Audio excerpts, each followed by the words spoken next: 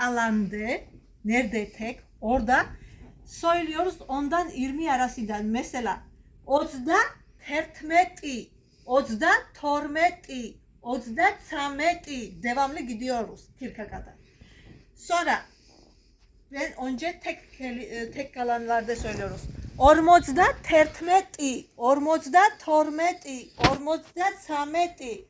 Sonra Samozda tertmeti, Samozda tormeti, Samozda tsameti. Aynı şekilde gidiyor 90'da. Otxmozda tertmeti, Otxmozda tormeti. Devam ediyor 100'a kadar. Şimdi çiftte oluyor 0'dan 10'a kadar. Mesela Ormozda erti, Ormozda ori, Ormozda sami.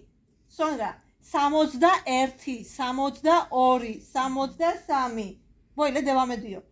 Otxmozda erti, Otxmozda ori, Otxmozda sami. Öyle devam ediyor 100'den sonra. Önemli olan 20'ye kadar. Ondan sonra tek çift. O da yaz. Çiftle söylüyoruz 0'dan 10'a kadar. Tek kalanlarda 10'dan 20'ye kadar sayılır. Böyle şemsiyenin bacak gibi yap. Şemsiyenin bacak gibi süper. Şapka bu kadar. İşte bu kadar. Daha kolay. Evet. O da öyle hangisi daha kolay geliyorsa ama doğru yazmak şemsiyenin bacak gibi yapıyoruz. Sonra da şapka yapıyoruz. Süpersin. İşte bu kadar. Şemsiyenin bacak gibi başlıyoruz. Güzel. Sonra da şapka yapıyoruz. Bu kadar.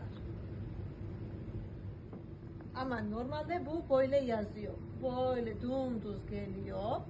Sonra da şapka yapıyoruz.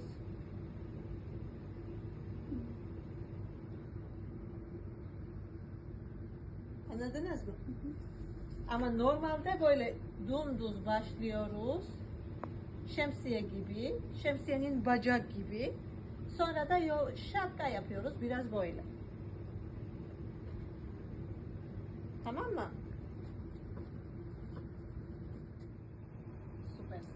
Şimdi bulmaya çalışın. İki kapalı yapıyoruz. Bu H. Bu ve bu karışmayın. Çünkü bir kapalı ya da üç kapalı olursa bu var L. Ama sadece iki kapalı var H. Tamam mı? Gel. Yaz. Hayır.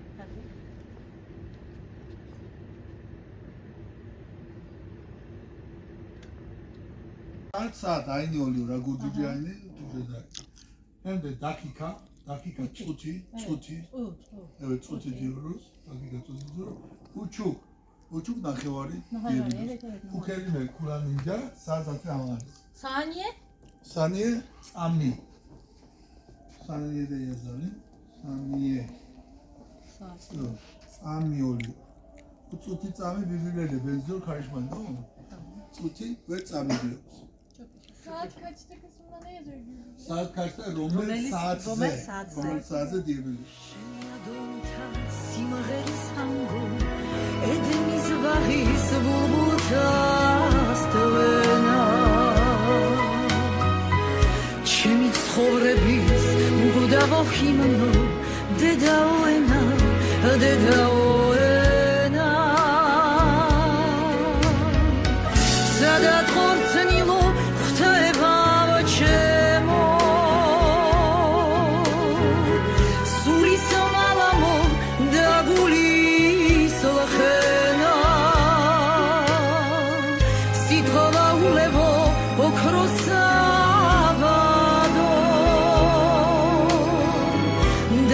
Pizarro de daoena